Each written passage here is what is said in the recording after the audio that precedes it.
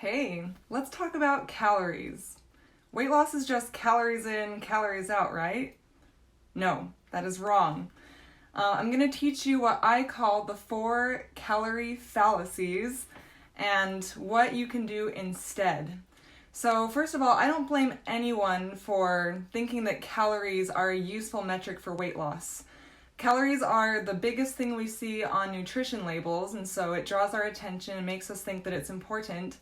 And even when I did my undergrad at BYU, Idaho in exercise physiology, I was taught that calorie counting is the way to help people to lose weight.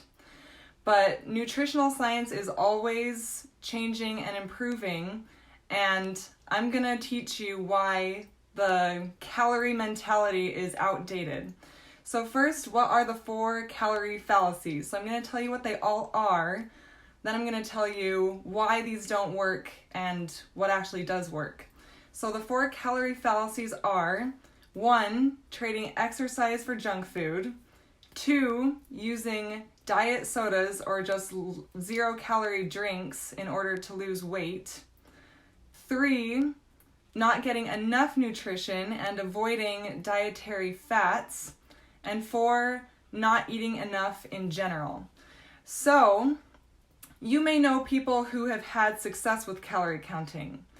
And I'm going to tell you, after I explain this to you, you'll know why they had success, but it was kind of an accident because calorie counting doesn't get the credit for weight loss because it's not a calorie that decides whether you're going to use fat or store fat. So the real metric that we want to use when we're trying to lose weight is insulin. So insulin has a direct correlation with, again, whether your body stores fat or uses it as fuel. When we spike insulin, we're going to store the energy that we get from food as fat. And if we bring insulin down, then we're going to be able to use the fat as fuel and lose weight. So let's look at those 4 fallacies again through the lens of insulin and see why it wasn't working for you.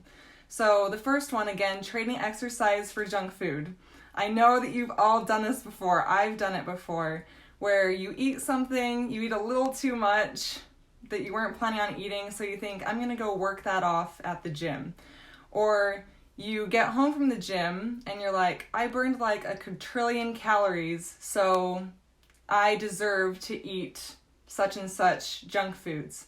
And this doesn't work because it's not a linear relationship between burning calories and the calories we put in our body.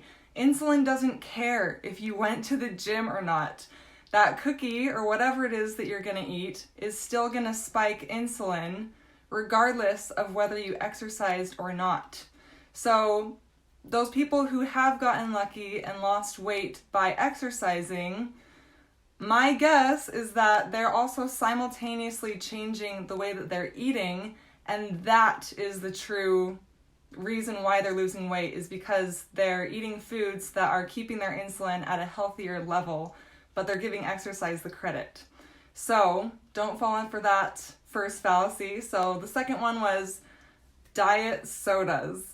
So a lot of people might think that Diet Coke is better for you than Coke because Diet Coke has 0 calories. But let's look at it with the lens of what it's doing to insulin.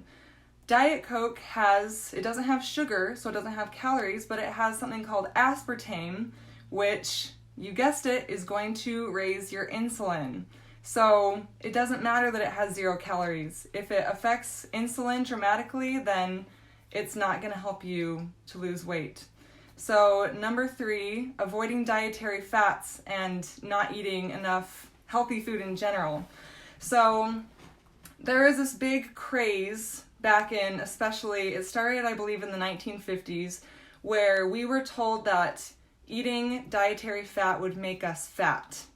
And this idea was kind of fed by the knowledge that the 3 macronutrients, carbs, proteins, and fats, carbs and proteins each have 4 calories per gram, but fats have 9 calories per gram. So a lot of people thought, oh, I've got to stay away from those because they're high in calories. But if we look at what carbs, proteins, and fats do to insulin, dietary fats actually have the lowest effect on insulin. Dietary fats are awesome. So things like red meats and cheese and nuts and avocados, all those things are high in calories, but they're also high in dietary fat, which is going to help keep you full between meals. And there's a whole bunch more science behind that, but you do not need to avoid healthy foods that are high in calories because often they don't have a big effect on insulin, which is what's going to help you to lose weight.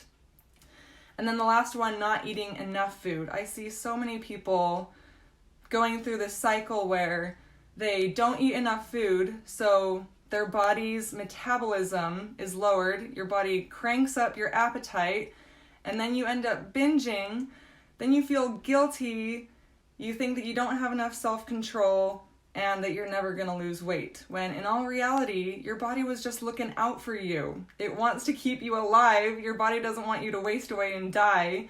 So it totally wasn't your fault. So we want you to eat enough food. So looking at insulin, if we're not using calories, how are we going to lose weight? So it's very, very simple. You're going to cut down on flour and sugar. You're going to eat 3 meals a day instead of snacking all throughout the day or eating low-calorie meals. And you're going to skip the math. I don't like the idea of having to do tons of math to lose weight. And you don't have to. You just have to control your body's insulin. And I promise that is what's going to help you to lose weight. So, I know this is a big topic. There's a lot of science behind it. So if you have any questions, please reach out to me. Let me know if there's something else that you'd like to do a video on. Check out my website. I've linked it in the title of this video, and I will see y'all next week.